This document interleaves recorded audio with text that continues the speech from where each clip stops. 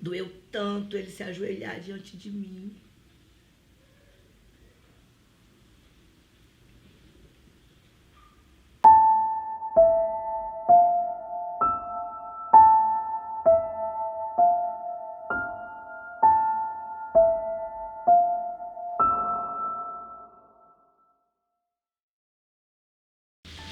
Boa tarde, né? Meu nome é Harrison.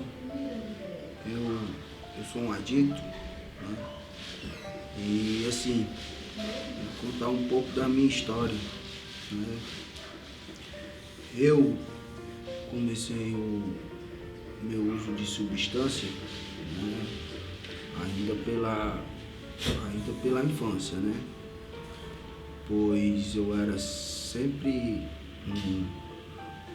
uma criança sempre para frente, né? Uma criança sempre que queria estar no meio dos mais velhos, né? Com aquelas pessoas que eram mais descoladas, né? Os populares da rua, né? E eu vi que eles faziam muitas coisas, né? Para ser aceito, né, no meio de um grupo, né, ter aquela consideração, ser valorizado, né, ser respeitado, né. Assim, eu nunca imaginei que eu fosse me deparar, mais ou menos uns de 14 para 15 anos, mais ou menos isso, quando eu comecei a perceber que o Harrison estava com comportamentos diferentes, companhias diferentes, horários diferentes, e aquilo foi me angustiando, mas também eu fui querendo saber, mas até com receio de querer acreditar no que eu estava já desconfiando, né? Pelas companhias, pelas coisas que quando eu vinha do trabalho, as pessoas me paravam e perguntavam, e às vezes, muitas vezes eu chegava e no lugar de vir para casa, eu passava mesmo de farda e ia ver se o Rafa tá na pracinha, não sei o que. Lá não tá com companhias que não são legais. Muitas vezes eu ia, quando eu chegava, quando ele me via, ele vinha ao meu encontro e dizia logo assim: não, a senhora vai que eu já tô, quando eu chegar lá, eu já estou em casa. E vinha. E quase muitas vezes aconteceram isso. Mas um dia, quando eu cheguei, uma noite, eu vi o Harrison com um aspecto muito diferente, um olho muito vermelho, e eles falavam, né, conversavam, e eu percebi nesse dia que ele estava usando maconha. Aquilo, o mundo caiu para mim, né? Eu não acreditava, eu não queria acreditar naquilo, né? Mas ele estava lá. E aí as coisas foram só se confirmando, que estava usando maconha. E eu fui conversar com ele no início, ele até negou e tudo, mas depois não teve mais como negar, né? Porque eu ouvi e aprendi uma coisa depois de um tempo, que a doença, porque até então eu não tinha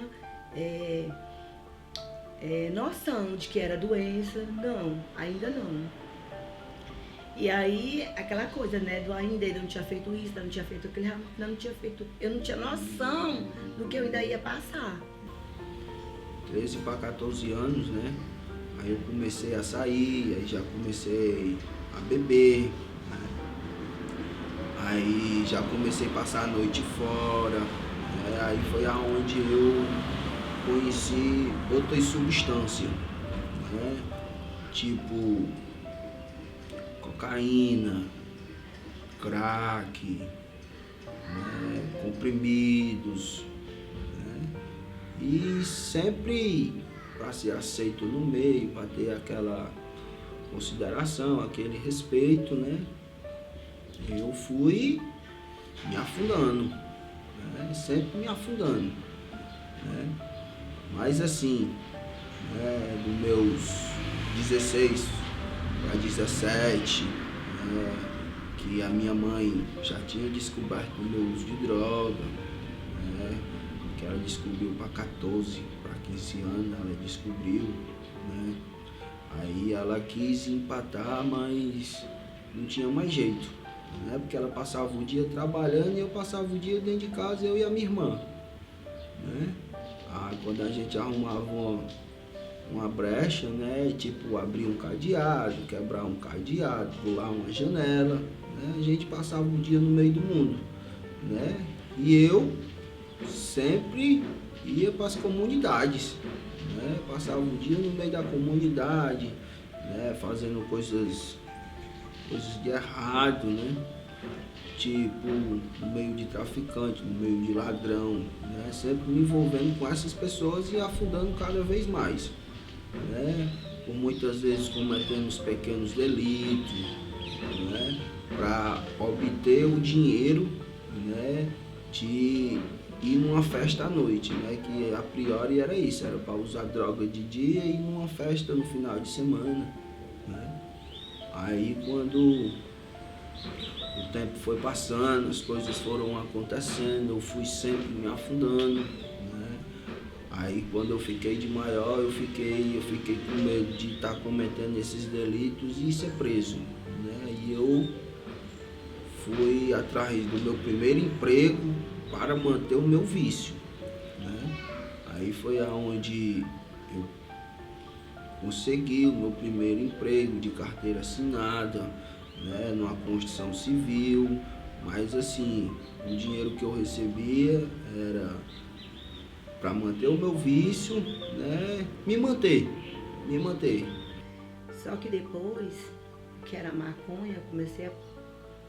Ele aí não teve mais como negar a questão de uso de cocaína, de outras coisas. E aí ele já dizia, ele já chegava, até chegar no crack, né?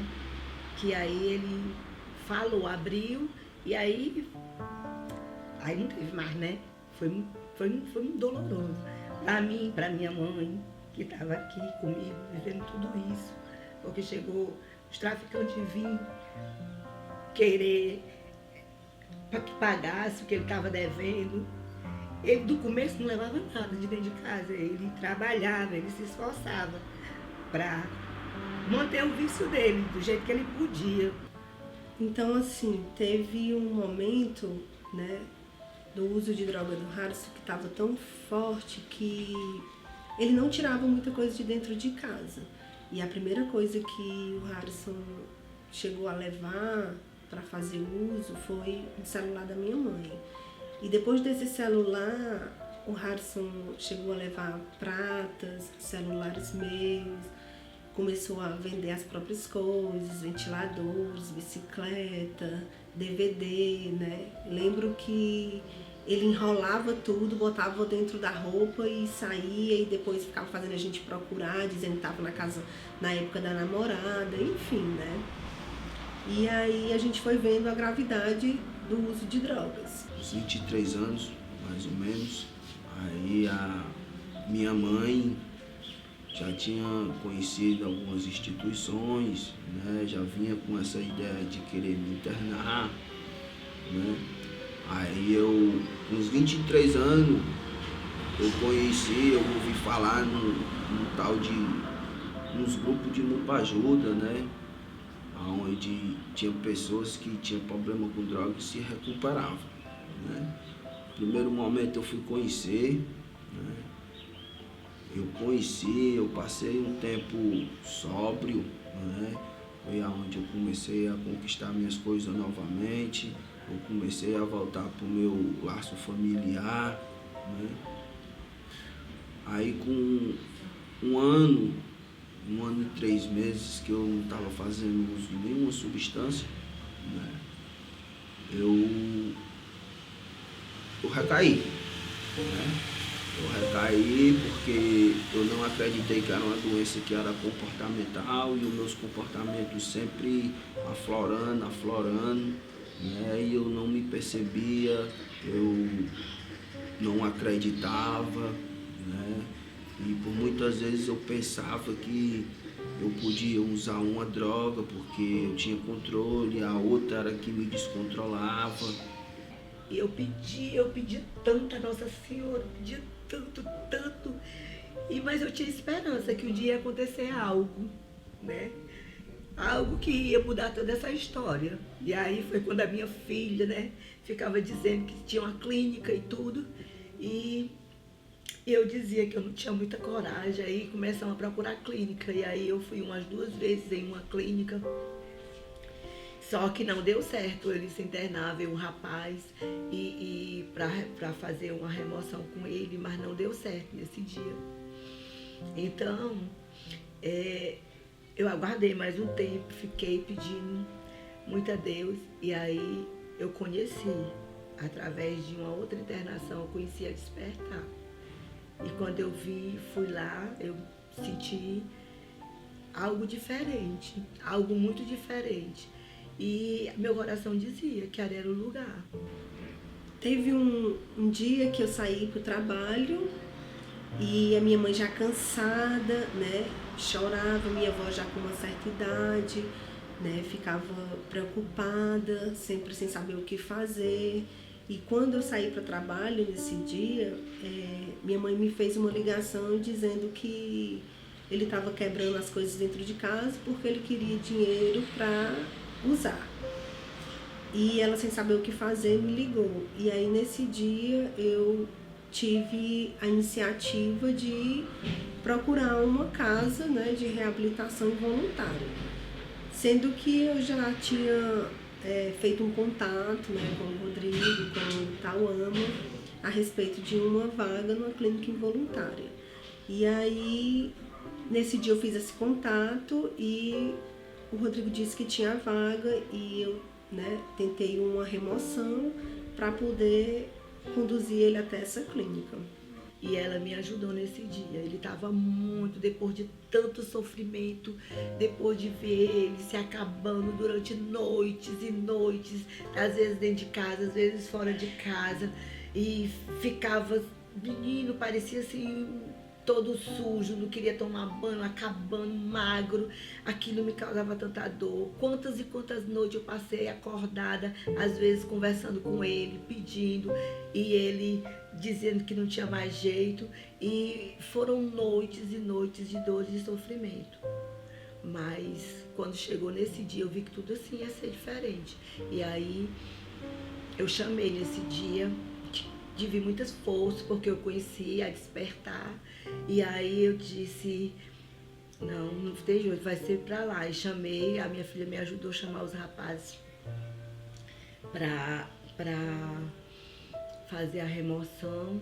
E esses rapazes conversaram comigo e eu tentaram. Mas naquele dia eu estava tão certa do que aquilo era o melhor para ele, tão certa de que era uma força que eu não imagino de onde veio. De Deus, né? De Deus, de Nossa Senhora, que é o pedir sempre. E aí ele foi, ele doeu tanto ele se ajoelhar diante de mim.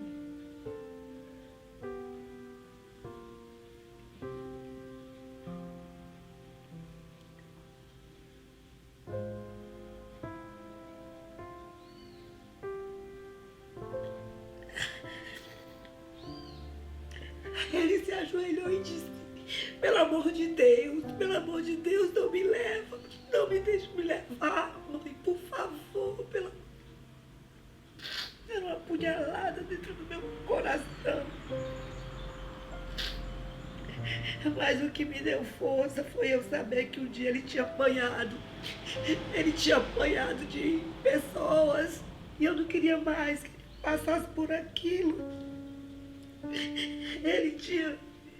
Eu vi um vídeo dele apanhando e aquilo ali foi que me deu forças para eu dizer nunca mais você vai apanhar. Teve um dia que eu cheguei em casa, né, usado, aí eu olhei para a cama da minha mãe, ela tava com um texto na mão, né, e o telefone na outra, e vendo um vídeo meu que tava rolando na internet, né, onde eu fui pego dentro de uma casa,